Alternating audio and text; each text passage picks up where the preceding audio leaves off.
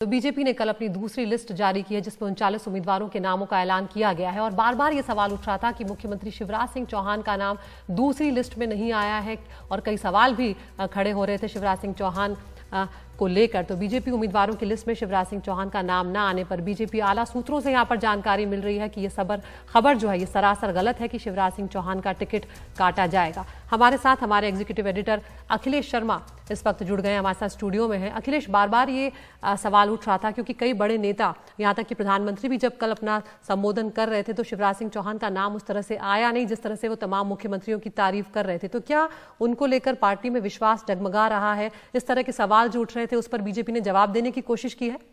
देखिए, बीजेपी ये पहले स्पष्ट कर चुकी है कि सामूहिक नेतृत्व में पार्टी चुनाव लड़ेगी। यही संदेश तब मिला था जब जन आशीर्वाद यात्रा निकाली गई थी अलग अलग कोनों से मध्य प्रदेश के, तब अलग अलग नेताओं को इसकी कमान सौंपी गई थी।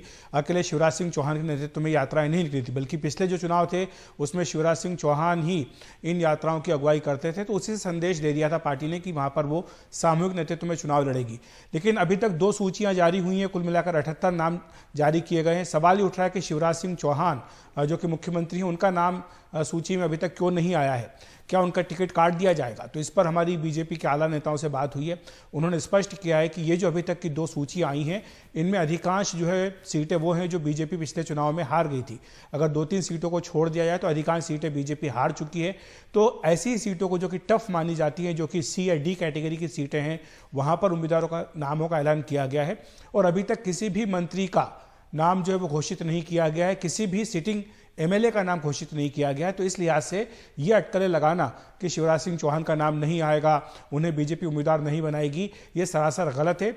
आगे जब भी चुनाव के नज़दीक आते आते बीजेपी अपनी सूचियां जारी करेगी तो उसमें निश्चित तौर पर अन्य मंत्रियों के साथ शिवराज सिंह चौहान का नाम भी होगा। लेकिन हाँ, ये ज़रूर है कि कई जो मौजूदा विधायक उनके टिकट काटे जाएंगे।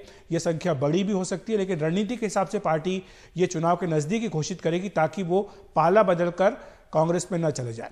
और दूसरा जो मुद्दा उठा है कि 3 केंद्रीय मंत्रियों समेत 7 सांसदों को क्यों चुनाव मैदान में उतारा गया, तो इस पर भी पार्टी के आला सूत्रों ने यह स्पष्ट किया है कि इसमें 2-3 बातें हैं। पहली बात तो यह है कि चूंकि CM का नाम बीजेपी घोषित नहीं कर रही है, इसलिए चाहे नरेंद्र सिंह तोमर हों, चाहे कैलाश विजयवर्गीय हों, चाहे प्रहलाद सिंह पटेल हों, सबको ये उम्मीद रहेगी कि चुनाव में अगर बीजेपी जीतती है तो उन्हें मुख्यमंत्री बनाया जा सकता है। तो ये जो हारी हुई सीटें हैं जहां पर उन्हें खड़ा किया गया है, वो अपनी पूरी ताकत लगाएंगे चुनाव जीतने के लिए। दूसरा संदेश ये भी है कि परिवारवाद जो है वो नहीं चलेगा।